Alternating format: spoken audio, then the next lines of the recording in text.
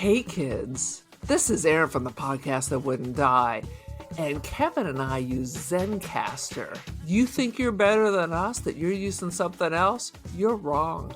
Zencastr's the place to be. Who are you to deny it? It's now super easy to record a podcast with Zencastr. Log in using your browser and start recording a high-quality podcast right away.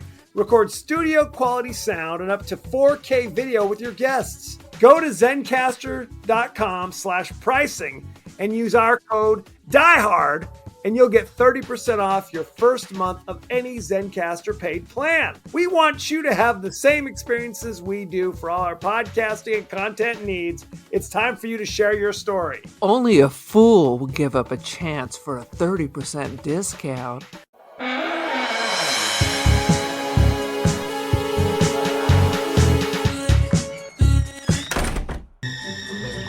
You can call me sentimental, I don't care. I have beautiful friends, I have a wonderful new family.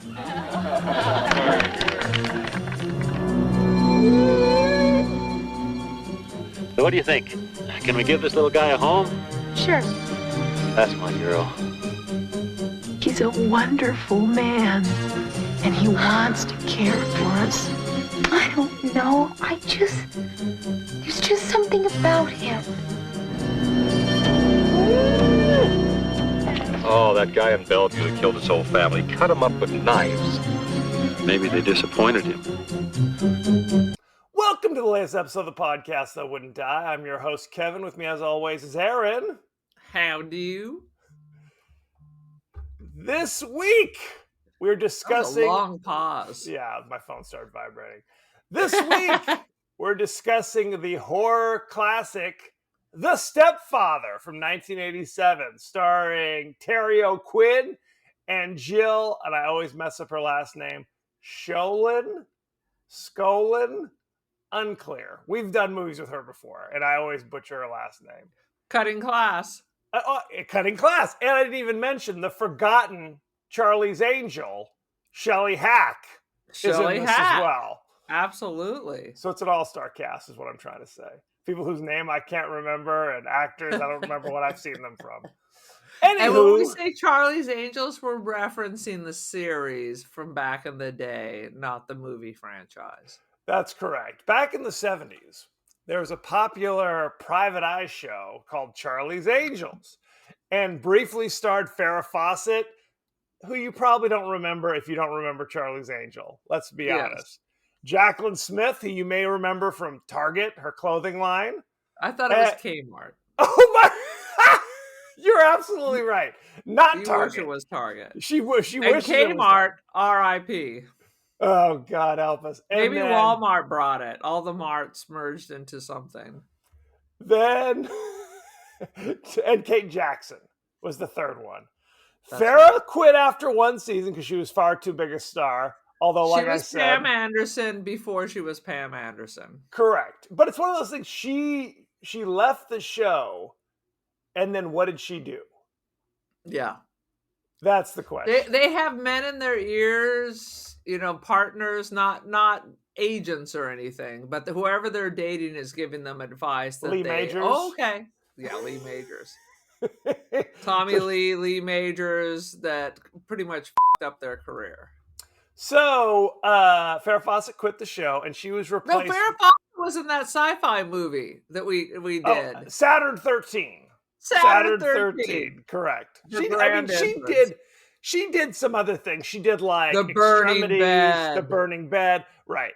She did some things, but it wasn't like, Not much. Right. Yeah. She was replaced by Cheryl Ladd, playing her sister Chris. And Cheryl Ladd was, I argue, foxier than Farrah Fawcett, if I'm being honest. Just a different look. They were all beautiful. All beautiful. A few years later... Hack, not quite the same level. Here's the thing. Still lovely.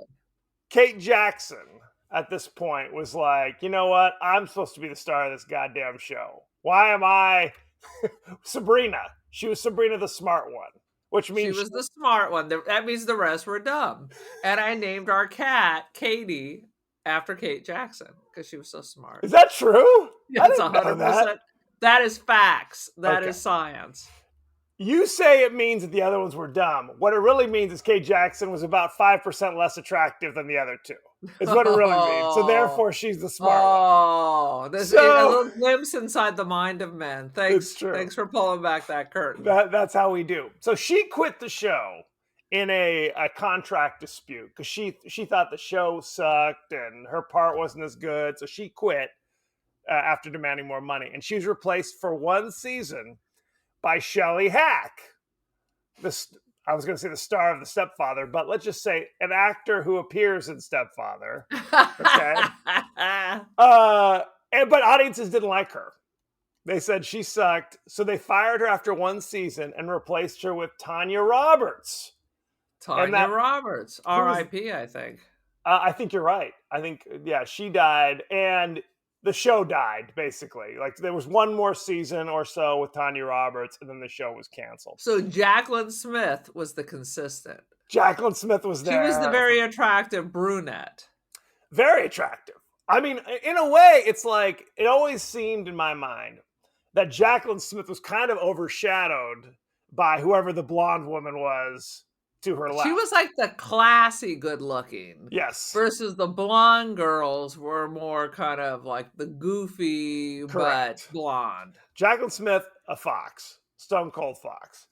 Anywho, Tanya Roberts, you might remember from Night Eyes with Andrew Stevens. I remember Andrew Stevens. I don't remember Night Eyes. Is that on our list? She eventually was, actually, she was also in A View to a Kill with Roger Moore. She played the female damsel in the James Bond movie. And then later in her career, she was in That 70s Show as like the mom of the neighbor girl or something along those lines. It was on that for like a lot of the series. So all right. She was doing some stuff. Now, why did we take this bizarre bird walk? Well, let me tell you this, first of all. On the podcast That Wouldn't Die, we discuss guilty pleasures and forgotten classics of the horror and sci-fi genres. But you'll also discover bizarre bird walks into 70s pop culture from time to time. So buckle up. Stream of consciousness podcasting. 100%. 100%. So what's going on with you, Aaron? What's the latest? Yesterday I left the house and went to Ross and Trader Joe's. It was a very exciting day. And then I came home and watched Marathon Man and went to bed. How about that? Whenever I throw it to you, there's immediately like a loud sigh. Aaron, you know I'm going to throw it to you. So maybe have a few anecdotes ready. It would be my advice. Literally, like, since the 4th of July, I've had COVID, and then I've had just like 2 weeks where I just wander around and do the streets. I'm wandering. And the streets. It's like 100 degrees outside. I'm supposed to fix my sprinkler. I bought the piece 2 months ago. So right now, water just sprays out for like 20 minutes out of and this has been going on for 3 months. So my water bill is like $100, even though I have no grass in the backyard. Not anymore, right? So I have the cap, I have the glue. So maybe today's the day, or maybe today's the day I go to Nordstrom Rack. Who can say? You have the part, just not the motivation. Is basically what Not it is. sure. It's always the debate. Should I just call the handy dude? And I got a couple other things. If all you're doing is changing a cap, that'll take you 2 minutes. And I don't know. I don't know, because I have to take a piece off that's there, yes, which I'm sure is glued in. So I don't know. The only saw I have is like for hedges. Can I use that to cut PVC? Unlikely. If I feel like it's going to take me 2 hours, and it'll take the handyman 5 minutes. Okay. And cost you $400. And cost you $400, yes. And I have 2 fences that are not working, so each fence will be at $4,000. So all to just that cap. What do you mean your fence is not working? I had them replace the back fence. Yes. And it's not redwood. I wanted redwood, and they claim it was. But when it rains, it expands. Okay. So then the latch doesn't fit. And now in the middle of summer, where every day is 100 degrees, now it is contracted to the part where it doesn't latch again. You mean the gate isn't working? The gate. Okay. And then I have another gate to my front door where I had the handyman switch the things because it was leaning. So I had Yes. it switch which side has the fucking hinges. Okay. And that worked for a while, and now it's not working again. So I'm sure these motherfuckers are going to say, guess what? You have to Start from rebuild. scratch. Sweet Jesus. This is a horror movie. It cost me $800 to do the back one. I don't Dealing want with that. contractors is the most stressful event in your life because you're convinced on some level they're screwing you. Yeah. And there's nothing you can do about it. You I'm just gotta fighting with cross your one fingers. handyman who keeps sending me bills, and I keep writing back to him, I think I already paid this like 5 times. And then in 2 months, I'll get another, we have not received payment. I'm like, motherfuckers, you keep billing me with the same $150. Have you since paid the them? dawn of Have time. you confirmed that? You're like, I think I've already paid this. I think the fact, but I've emailed them multiple times and they just don't respond. I see. So I'm not overly anxious about looking that up since you can't be bothered to even respond to me, except for sending me another bill. This is riveting, by the way. Why don't we jump right in? We dove off to the dark side. It's getting the end of summer, so now everybody's cruising back in town. So now everybody wants to go have cocktails and mini plates of deliciousness. Well, that's nice. So, It's and I'm fun. trying to save money and not get COVID again, because our cousin has COVID again. Heather. Yes. Sweet. Are you guys vaccinated? This is a hot button thing. You guys get your vaccines? Yeah, they're getting rid of it. They're getting rid of Trump is getting rid of the vaccines. You understand that? I heard it was like RFK was like, we're getting rid of a crucial component of all vaccines, which we call the vaccine part. The vaccine. We're going to keep the infrastructure, but there'll be no vaccines. They'll just give you a shot of just air right into your veins, which is right into your artery. Right in there. Anywho, Aaron, give us your 30-second synopsis of The Stepfather. Simple. It is the story of John List. With 3 seconds into the movie, I was like, is this motherfucker John List? And I had to refresh myself because it's been a while. But I remember watching this on America's Most Wanted back in the old days when you always watched America's Most Wanted, looking for your neighbors, followed by cops, which is very problematic. And good old Bakersfield, guess who's filming with the sheriff? Our deadly sheriff. Cops? Cops. Yep, they signed a contract. Can't wait. So what is it all? And I looked it all up. Absolutely. And I watched the miniseries from back in the day starring also murderer Robert Blake. Oh, shit. Plays John List. He's drawn to the topic, evidently.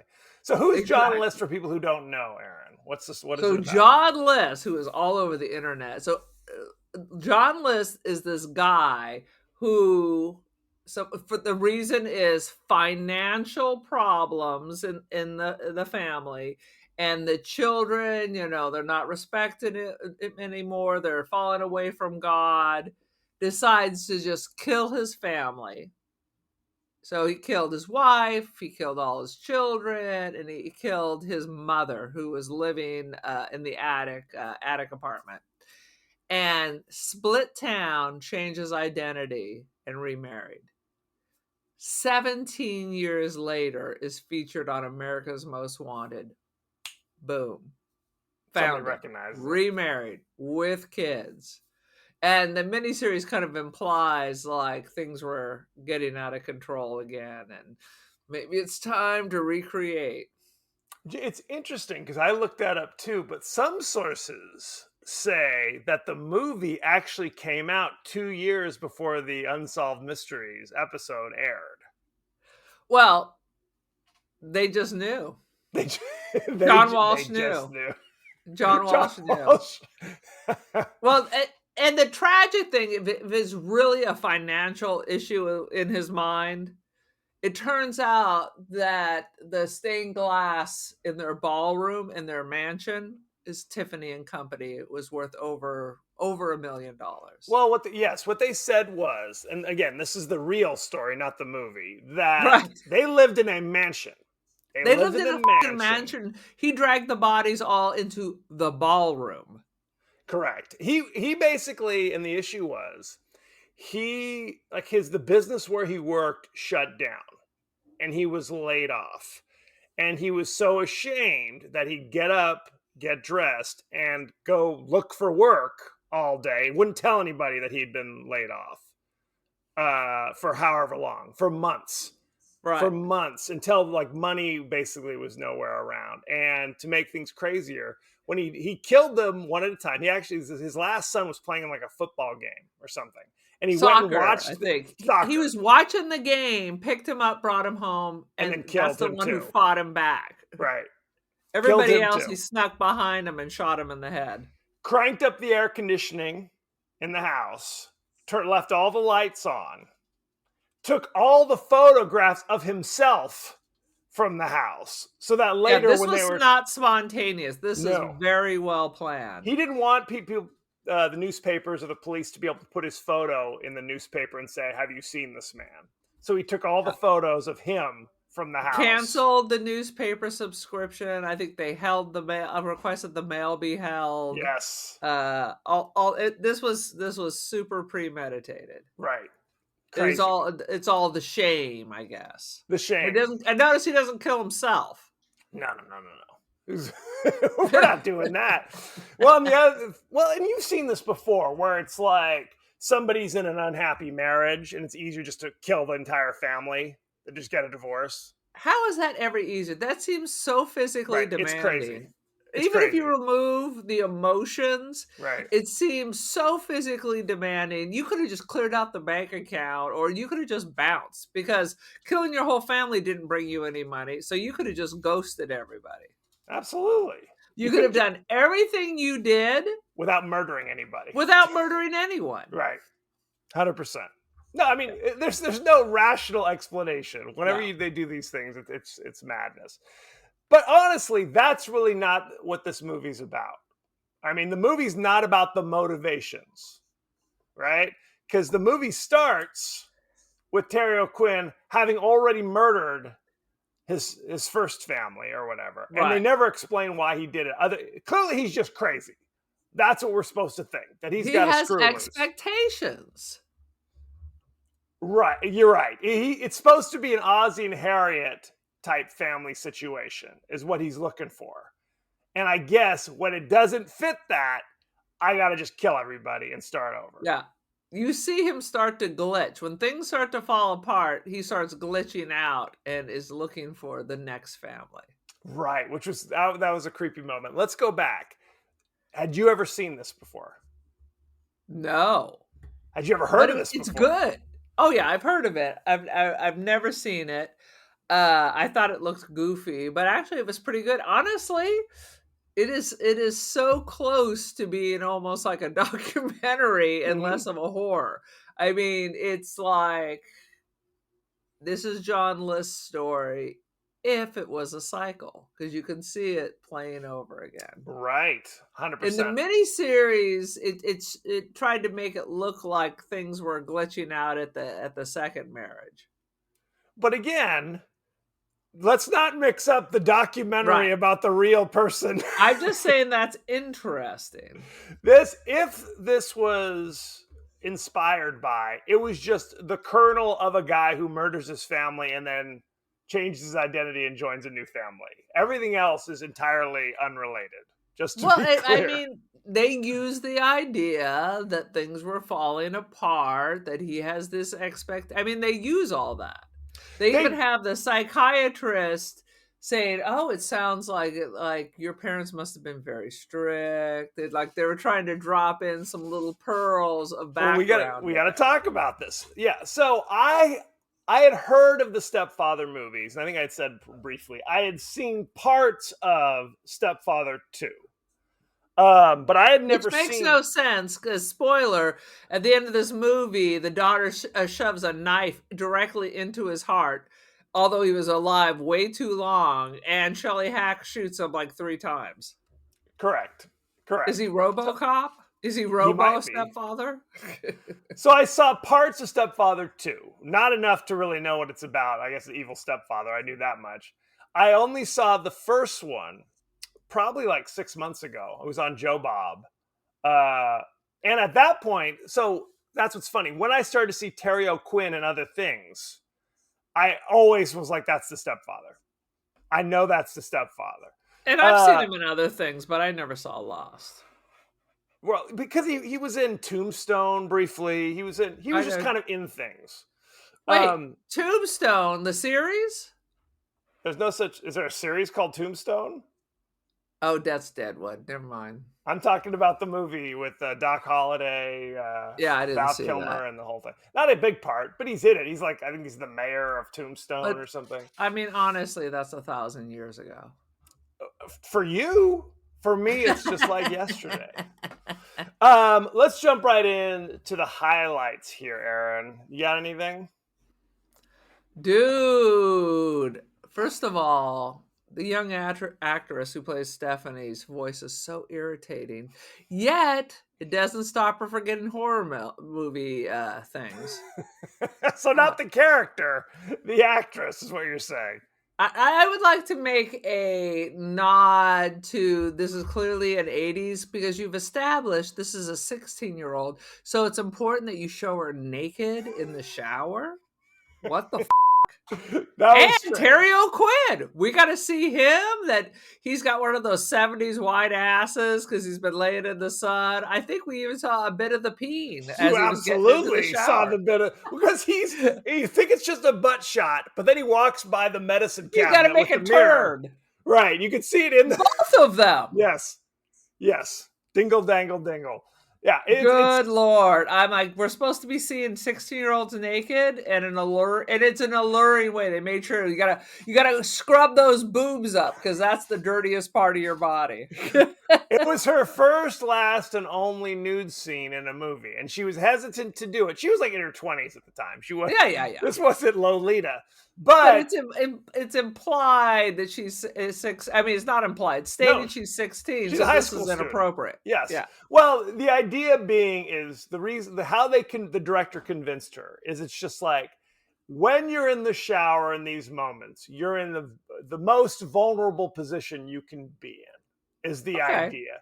So therefore, I understand that. So shoot me like fucking what's her name in Psycho, where I'm clearly nude, but you clearly see nothing. Fair. I'm not going to argue with that. I mean, it's not like it was necessary for plot development to have her bathe herself for 20 minutes. It's just creepy when she's supposed to be 16 years old. So let's get a nude shot. I agree. It was a different time. She's just 16 years old. Leave her alone, they say. Let's just say in the 80s, it was frowned upon, but not exactly. You're like, no, you can't do that. In the 80s, it's like, please. Anywho, moving on. Woody Allen had a whole movie where his girlfriend is a high school student. He was like in his 50s at the time. Manhattan. Have you seen this one? And he would joke about 100 years old, but he was clearly paving a way there. Absolutely. Well, it wasn't even like, oh, this is a horrible thing. It was just kind of a joke. He's like, I can't believe I have a girlfriend who has homework to do at night. Ha ha ha. That's a Woody Allen joke. Yes. Remember that in The Office with that character who I hate? Who's the guy who always sings? They go to the high school. Ed Helms or whatever? Ed Helms. They go to the high school to sell paper or something, and he runs into her like, what's she doing? What's my girlfriend doing here? Is she a teacher? No. She works at the frozen yogurt place.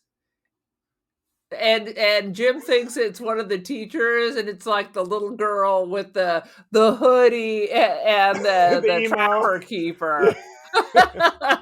Uh-oh. Don't say it out loud. Don't say it out loud. That's hilarious. Very creepy. Okay, the movie kicks off with Terry O'Quinn with a crazy head of hair and a crazy beard, already looking like a psychopath. Yeah. Right? And splattered with blood. And it's him cleaning himself off, cutting his hair, shaving, throwing away all of his old clothes. It looked like Brolin from Amityville. Absolutely. Absolutely. And then he walks out the house and there's just bodies. Just the house, like bloody handprint. And the last shot as he's leaving is you see like a little girl dead on the floor. He killed like 6 people. or Yeah. some shit. Just bodies I piled like everywhere. the fact they had him like picking up the toys on his way down. Yes. So that's a big shock between him, Tidy, and you knew something bad had happened because he was covered in blood. But then he gets out of the shower, he does his hair, and then he starts picking up the kids' toys and calmly is putting them back in the toy box. And then you come home downstairs to the carnage on the way out. You don't even see it till you're on your way out. You're like, oh shit. Right. 100%. So some shit went down, and then it's like a year later. Smash. Yeah. A quick year. He's now married to someone else. He works as a real estate agent. Yeah. And the primary friction of the movie at the beginning is that the teenage stepdaughter is having a tough time because I guess the dad died a year ago. Yeah. Normal teenage, my daddy died, and now I got a new stepdad who seems evangelical. That's what it is. Because it's the desire of, he often says shit like, a home is for a family. You want to go away to boarding school? We don't want to break up our family. It's all there. Like, it's this The focus. family. The family. The family. Do you know what's funny? Growing up, I remember Dad talking about like the family unit. The family unit. Do you know what that's from? That term, the family unit? Tell me. It's from frickin' the Coneheads on Saturday Night Live. That sounds it's gonna come from before that. Shut your mouth. It was his weird conversation. Our family unit. Do you believe our father saw the Coneheads? Yes, I believe it. To the that depths of my never soul. happened in your whole life. So you think it's just a bizarre coincidence? Dude, that term has been around forever. That's where the Coneheads got it. Wrong. I defy you. I defy you. How about that? Reject. Anywho, but she's not just having a hard time. She got expelled because she's getting into fights in the art class and shit. Exactly. Nowadays, it would have been on Dr. Well, not nowadays. In 2000, she would have been on Dr. Phil. The funny thing is, she would go to therapy, and she had seemingly a nice relationship with her therapist, who was a little too informal for my taste, if I'm being honest, right? That looked like it was going on. You could see why she'd be drawn to him, because clearly she's seeking a father figure. This is now her father. So you can see where lines, you can always see if this continued, lines were going to be crossed. And they were crossed when he invites the fucking stepfather, pretends he wants to see the house. Yes. How come you're not talking to her mother if you're concerned about the stepfather? That was nuts. Because you're right. Every therapy session is bitching about her stepfather, essentially. Right. Who, up to this point, now later in the movie, there are definitely some red flags, but early, he's just a little too strange for her in terms of how Ozzie and Harriet. Is that even a reference that people would even recognize, Ozzie and Harriet? Here's the magic. Even though it was in reruns when I was a kid, who watched Ozzie and Harriet? Leave It to Beaver? Would that be a more appropriate reference? Also, from Mike Brady? How about that one? Bill Cosby? A traditional family. It's a traditional family. Yes. Where all you need is family. But we were pulling those whammies. It's Christmas Day. No, you're not going to go meet with your friends. It's Thanksgiving. No, you're not peacing out. Remember all that? Absolutely. This is family time. Absolutely. Our parents are just a hair away. I wasn't running to my therapist saying my parents want me to spend time with them on Christmas. That's a problem. But so that's what and he's like, eventually, because they read about in the newspaper, there's a whole subplot which goes frickin' nowhere about the brother of the wife that was murdered at the beginning has come back from the war or some shit. I don't know what he was in Europe. Which war was he in? Unclear. The Cold War? The Cold War. He's come back to obviously find his sister murdered, all of his nieces and nephews and whoever else. And husband gone. So he's trying to track down this dude. He's talking to the newspaper reporter like, hey, I know this a year ago. Why don't you rerun that article and see what pops up? Now, in the real story, which we talked about, John List moves from New Jersey to Colorado. In this movie, they just move a ferry ride away in the same state.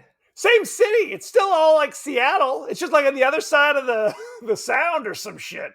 This bothered me. So every day he'd get on the fucking ferry and go into the bathroom and apply makeup and a fake mustache. So every day, I mean, this is a commuter ferry. People aren't going to notice you got a mustache and different hair.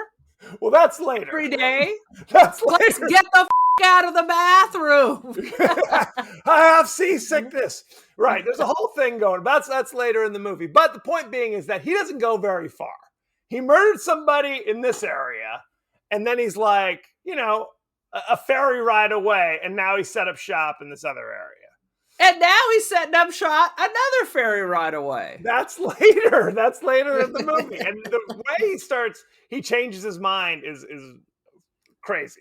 It is crazy. So the idea is he gets everything all set up. Right. Before the axe falls. So basically, the bizarre subplot is the brother talking to the reporter, and then eventually the brother's just going door to door. Like he found out the new name.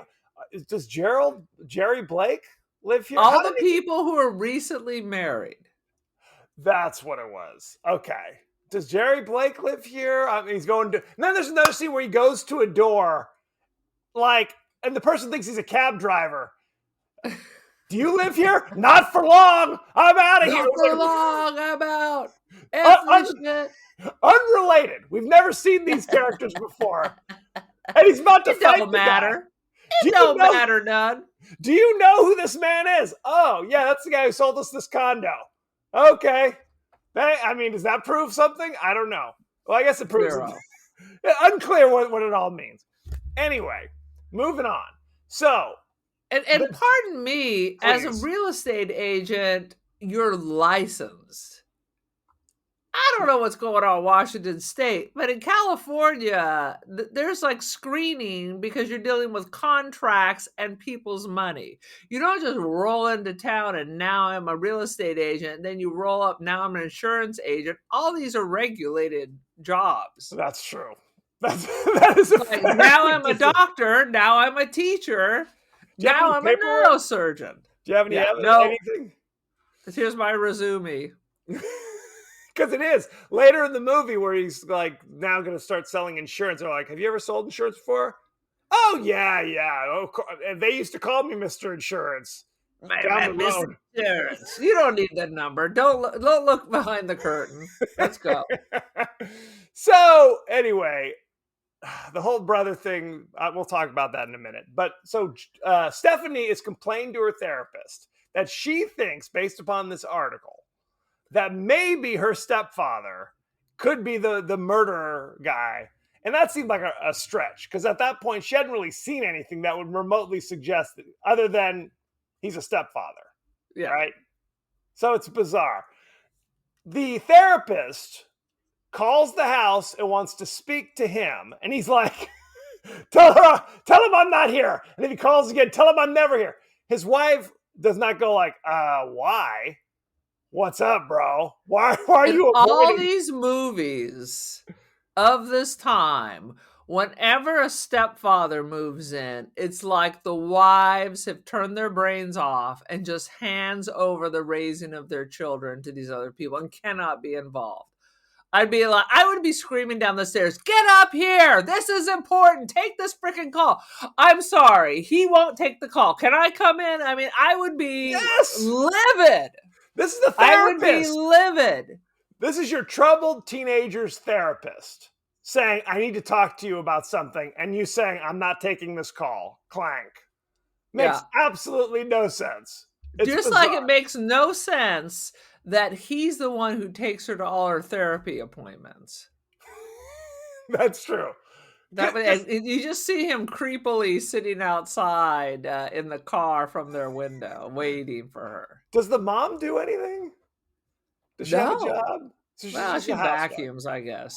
She does some vacuuming. So that's bizarre. That's bizarre on many fronts. And again, when the stepfather is saying, tell him I'm not here, there's really no reason why he would say that.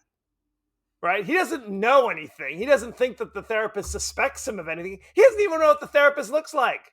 This is him just glitching a little bit. This is like the beginning of the glitching.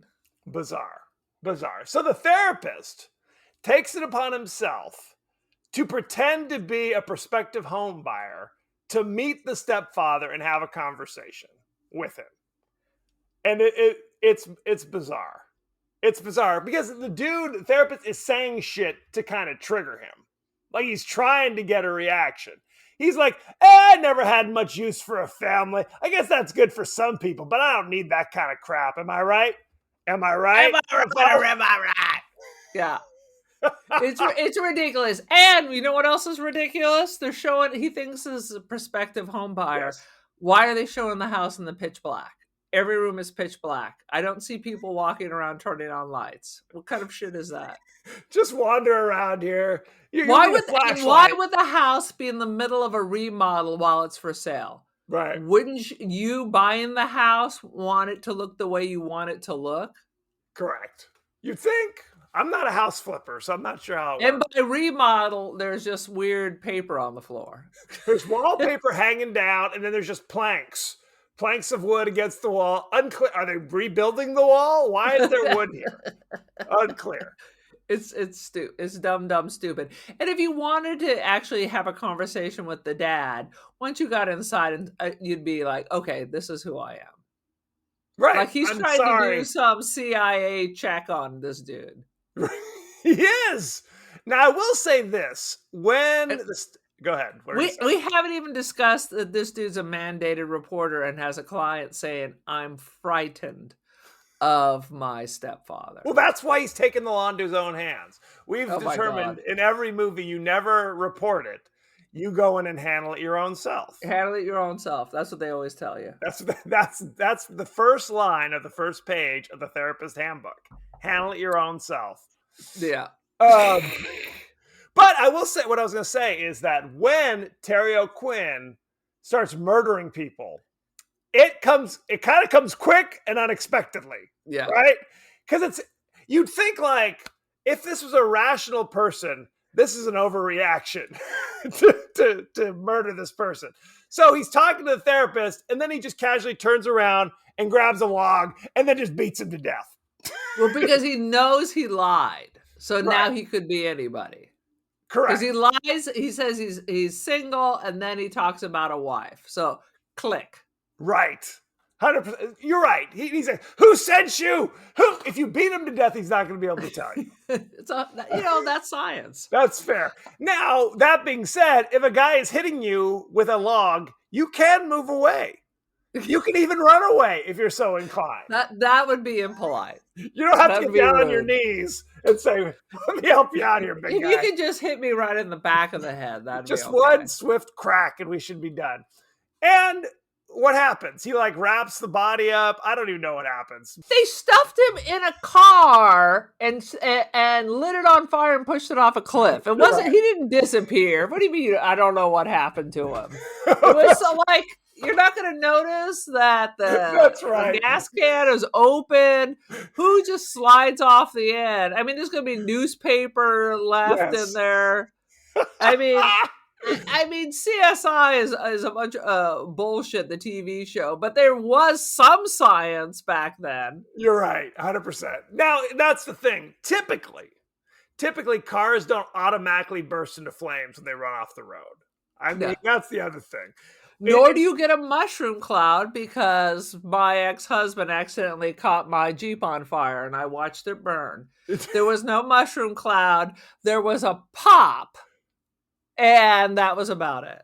No one was knocked off their feet or anything like that. No windows nobody exploding. was blown away, except for me. The fact that my beautiful car was now a melted aluminum cube. Fair.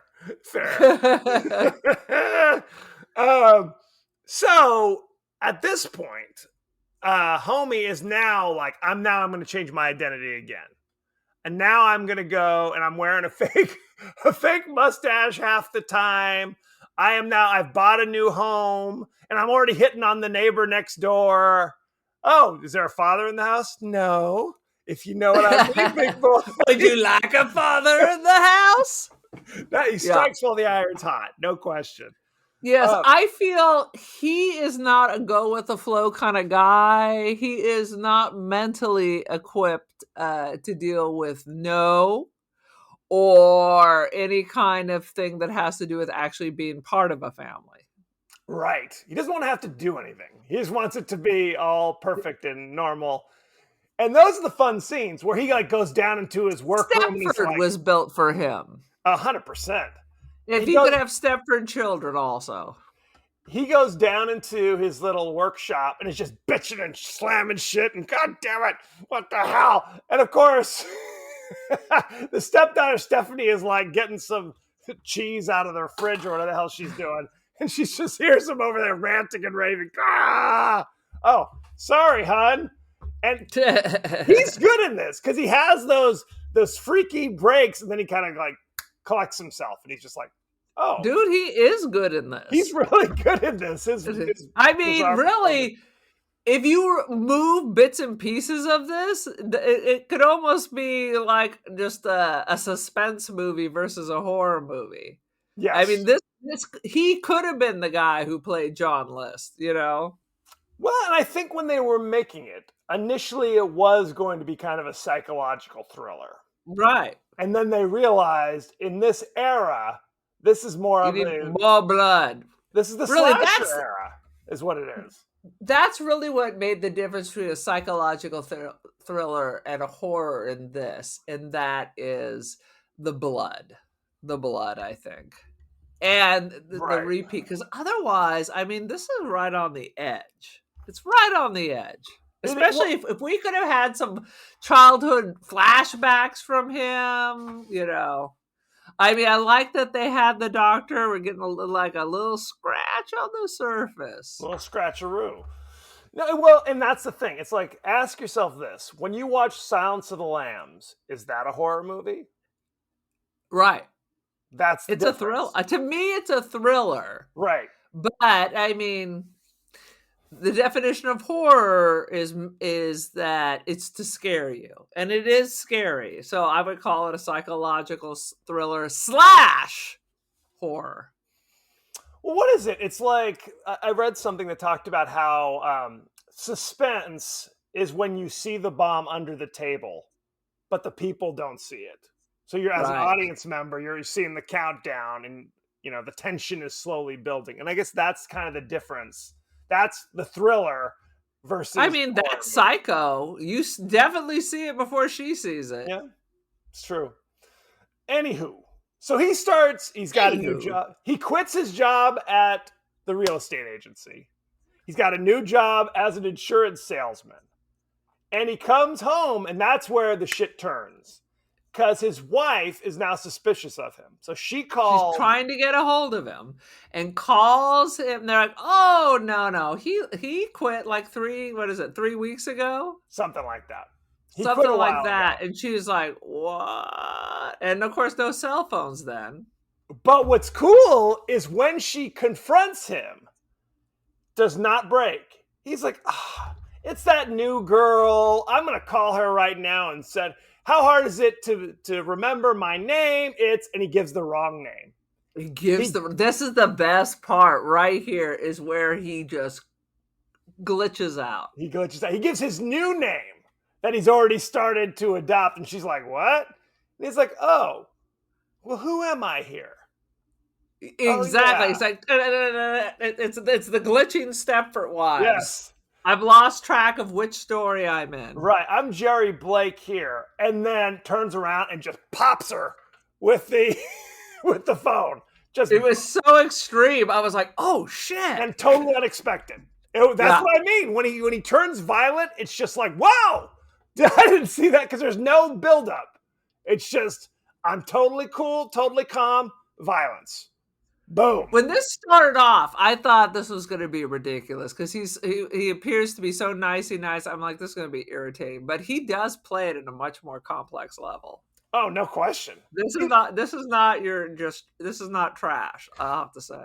When he's being... Other people's acting may have been trash, but his is not. When he's doing Father Knows Best, it's absolute sincerity. And when he's crazy psycho, also absolute sincerity. And he's able to bounce back and forth between these kind of personas, which I found, I was really very impressed by him. It was No very, question. I'm very impressed. And the best parts are those just moments when you see, he's glitching. He's having problems transitioning. That's when you know. You're like, oh, something bad going to happen. Now, all that being said, there's Yes. what I thought was a hilarious scene where the brother is driving across town, like going off ramp, like Dressed like hunch, Serpico or something. Absolutely. I don't know what the hell. Flying through there, skidding through traffic to get there just in time. Walks into the house, looking for him, turns around, and he sees his freaking brother-in-law. He sees the man who murdered his sister, and he goes, "Oh shit, it's you," and doesn't do anything. He's like, "Oh, hang on, let me get my gun." Really? You don't have your gun out? Too late. You just got into a house uninvited, and you are not prepared. He gets stabbed. Oh yeah. The Easily. dude's like, hey, I can't remember what the brother-in-law's name is. Like, hey, and just walks up. Right. He goes, "Oh, hey, Jim. Good to see you. Good to see you. Bye. Bye. And then he's out. That was it. That whole subplot over. Gone. That's the end. He was there just to supply the gun that drops out of his hand for somebody else to pick up and actually use. That was your contribution to the plot. That is the only thing. Honest to God, they could have. Her ex-husband could have been a cop, and there could have been a gun stored away. His service pistol or his personal pistol is in the closet. There are other ways. I think it was to get the story generated. So it's more than the gun, because his pressure put the story in the newspaper. With Stephanie convinced that it was her stepfather, and then so she writes to the newspaper to get an 8x10 glossy of what the murderer looks like. Ridiculous. Which he intercepts. Shoves somebody else's picture in. But you would think she would be happy. For a while she was not. She was just like pissed that her father was not a murderer.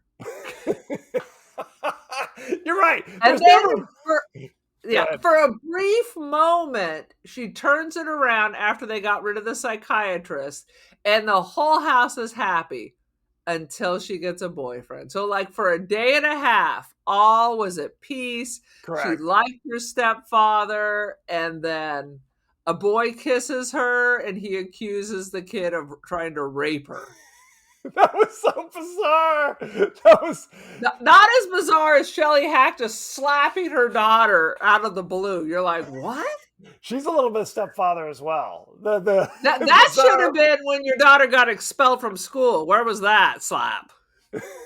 Right. She got expelled, and they were just like, "Oh well, whatever, for moving fighting. On." Oh, poor little snuggle butt. You're just suffering. Aye.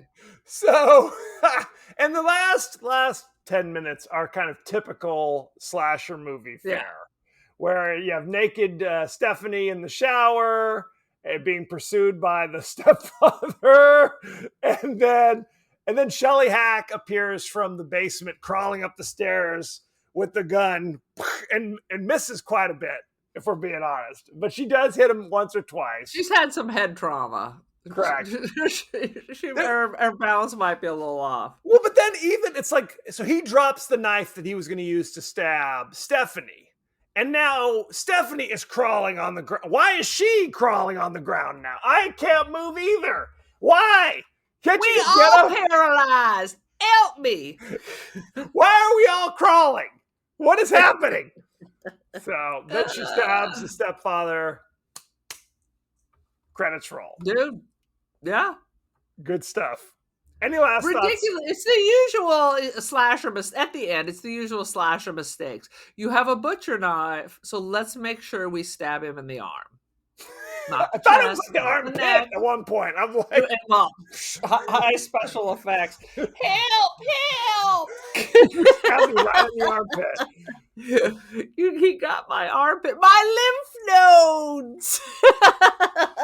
She tries to hide in the attic at one point, and he just climbs up, and she shoves like a sled at him. Ah, you got me on the sled.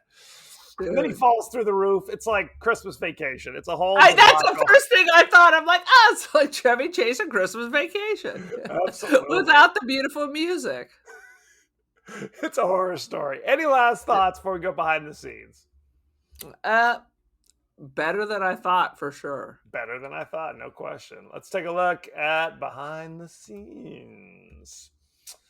Let's see. Screenwriter Donald E. Westlake based the character of Stephanie on his real-life teenage stepdaughter, who he was having difficulty with at the time.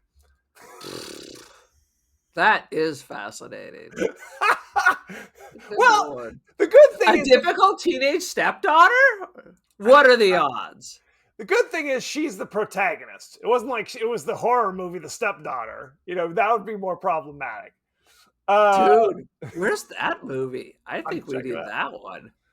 The first draft of the screenplay featured flashbacks that helped explain Jerry Blake's abused childhood, which is instrumental in his becoming a killer. So we could have used a little bit more of that. I agree. Jill Schoelen did almost all of her own stunts for the climax, including the nudity.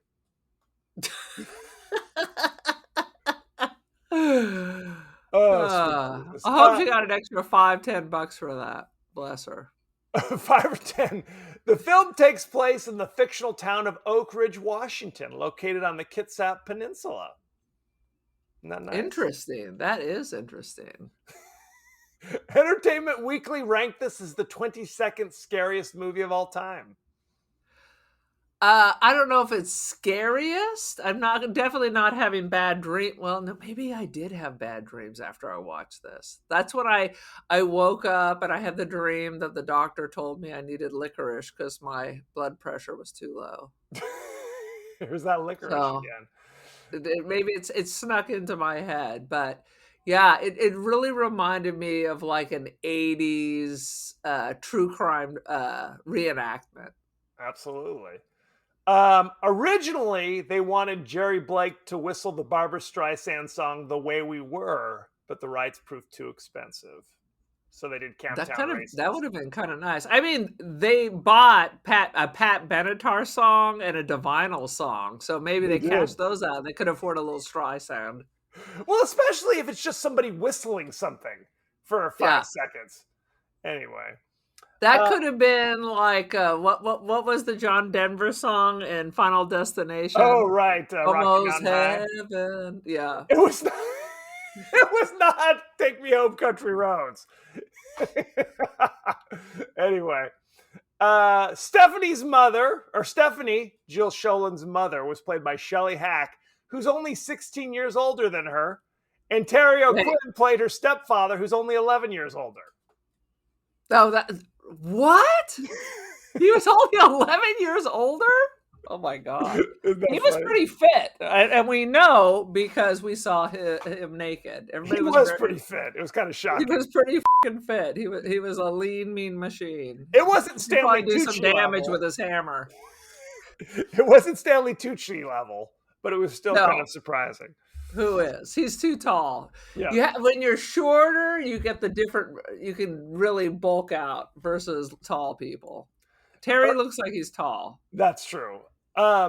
Earlier in the movie, Jerry refers to his daughter as Jill. Yes. And the little girl goes, "You said your daughter's name was Stephanie."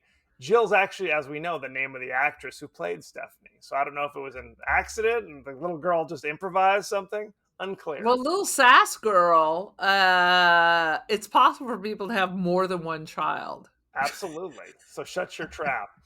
Let's go talk about the cast and crew, shall we? Do. Let's see. This was directed by Joseph Rubin. You know him from such things as Dreamscape in 1984. Yeah. Sleeping with the Enemy, 1991.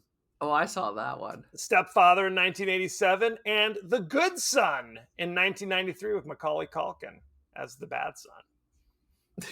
Did you ever see that one, The Good Son? God, it sounds familiar. It's with Elijah Wood and Macaulay Culkin, and it's something like Elijah Wood is like the good next door neighbor's Dude, I son. think I saw this. Yeah, yeah. The other kid's getting him blamed for stuff. Right. He's like the bad seed is basically what He's Macaulay Culkin the is. bad bean, as we called it. Fantastic. Which we have not recorded the bad seed. We have not added to the list. I think I watch it once a year, every year. It's always on. Terry O'Quinn played Jerry Blake and other names as well, actually. Yes. You know him from 120 episodes as John Locke on Lost. Boom. What was his character on Lost? I never saw it. John Locke. No, baby, I mean... He was a guy, well, if you never saw it, I could describe some things, but it wouldn't really matter to you. He was a guy who the reveal was he was in a wheelchair in his past life, but after crash landing on the island, somehow he could walk. And that's, we don't know why. And we never find out why. Scam. No, that's nice. He was able to walk. I don't know if he was a scammer. He was also in Stepfather in 1987. He was in Young Guns in 1988. I feel I saw that. He was in The Rocketeer playing Howard Hughes in 1991. No, never saw that. He was in a ton of things. He actually lamented. He thought the Stepfather, when they were casting the role, they wanted a name actor. And of course, no name actors wanted to play that role of being the murderer. And he was kind of bummed because it didn't really give him like a boost to his career playing the Stepfather, even though he's very, very good in it. Right. Let's see. Jill Sholin played Stephanie Main.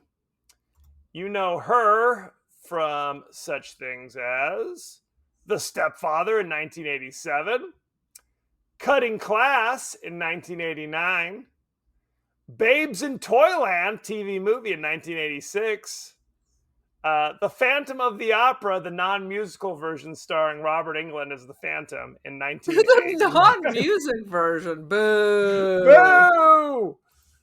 Let's see. Who else we got here? Shelley Hack played Susan. You know her from such things as Annie Hall. She was a street stranger. Street stranger. I want that on my resume. I'm writing that down. Street stranger. 1977. She was in The Stepfather, 1987. She was in Troll in 1986. Not Troll 2, I'm sad to say.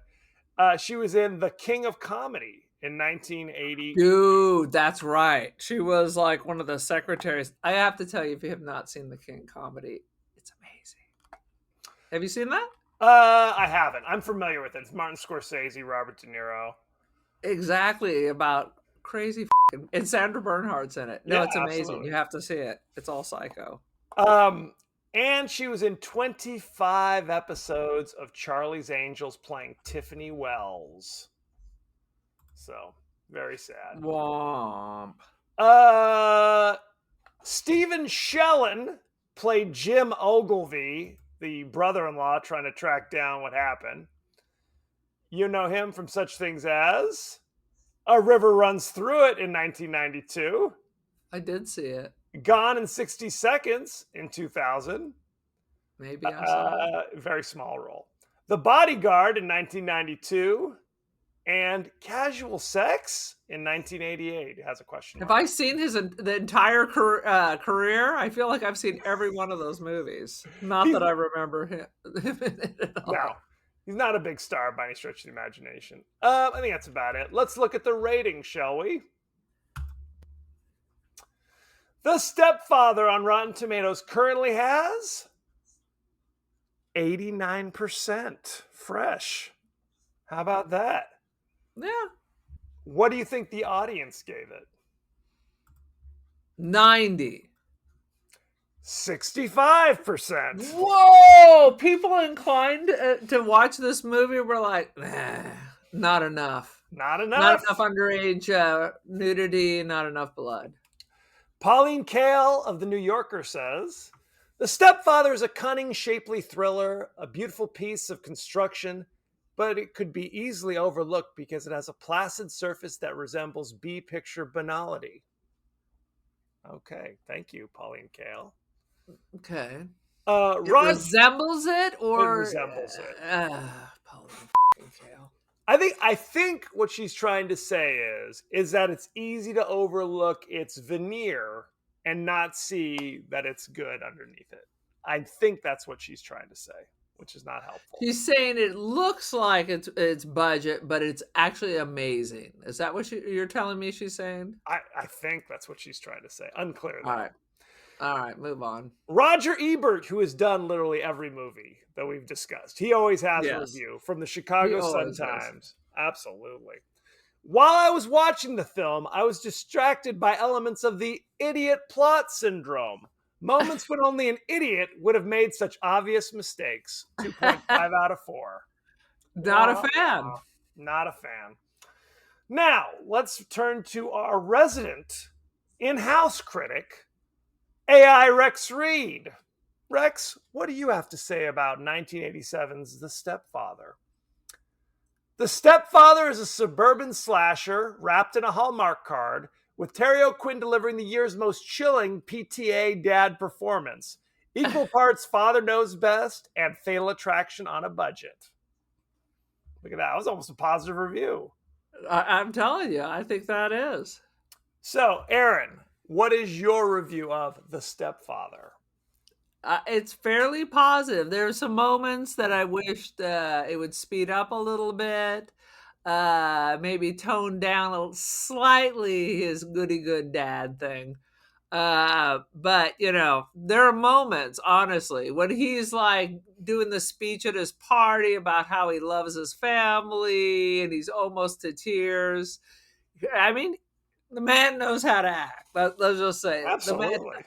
The man knows how to act. So because that and the fact that I was always obsessed with the John List story, whether this is it or not, I'm going to give it a 3.75. Don't you want him to be your... I mean, let's look at it. As a stepdaddy, he got a good job. He could set up multiple houses.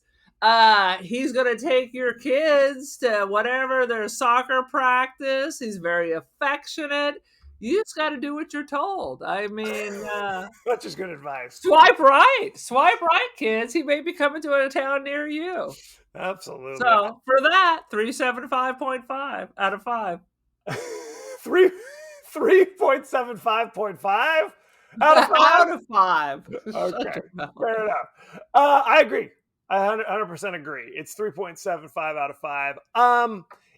It's kind of one of those things where it's like, for me to get to be a 4, it needs to be something where I'm like, ooh, I'm going to watch. I can see myself watching this a lot in the future. And I don't know if it reaches quite those heights, but I definitely agree that Terry O'Quinn is dynamite in this movie.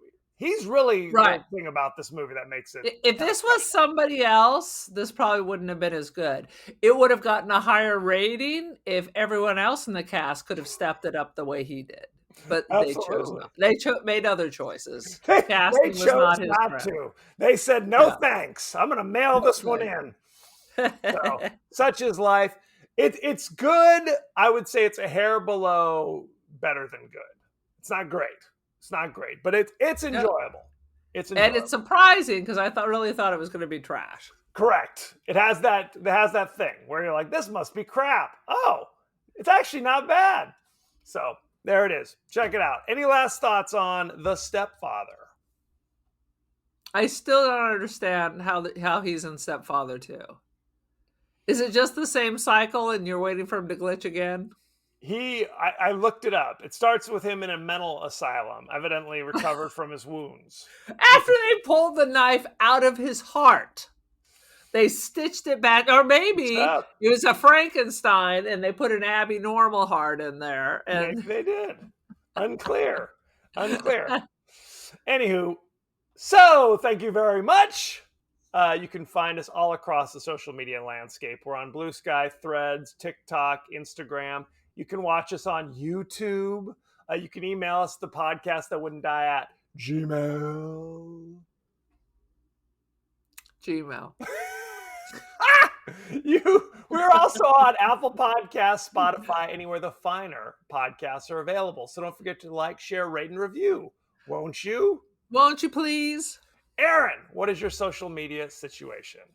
I got some media, and that is I am the curator for our TikTok account, the podcast that wouldn't die. My personal media is I'm on the Instagram. I am the Cult of Aaron. Join the cult. I also have artwork on Artsy First Dibs, Aaron Doherty. See anything you like? I'll sell it to you. Drop me a line. Only for that. Only for that. No direct messages. As you know, we like to include our friends and family's thoughts and feelings across the social media landscape. What do we got, Aaron? What are the streets saying?